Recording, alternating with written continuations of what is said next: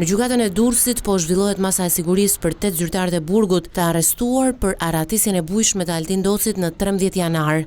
Prej orës 10, me togat e zeza po përballet ish zvenc shefi i policisë së burgut të Durrësit Desdemon Pazaj.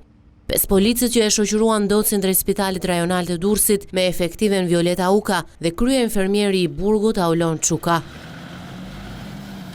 Ata dyshohet se kanë shpërdoruar detyrën duke bashkëpunuar me njëri tjetrin që Altin Doci të fitonte lirinë nëpërmjet arratisjes.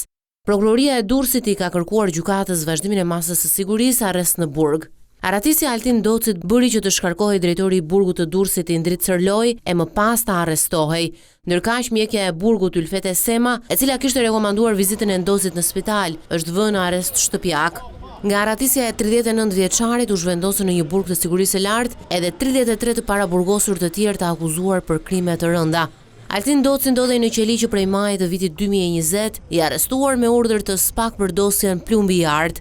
Atë kohë ai u akuzua për vrasjen e 4 personave, 2 vëllezërve Besmir Haxhia e Viktor Haxhia, si dhe të Dorian Shkozës dhe Angelo Avdis. Akuzat u ngritën pas dëshmive të dhëna nga ish bashkëpunëtori i drejtësisë Klevi Salla, por pasi thëniet e tij rezultuan të pavërteta, Doci u shpalli pafajshëm.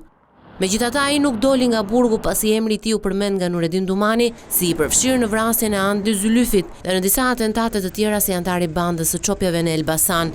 Ndërkaq Orion Alibej e ka akuzuar Altin Docin si të përfshirë në masakrën e Bradasheshit, ku mbeti i vdekur vëllai i tij dhe 2 persona të tjerë.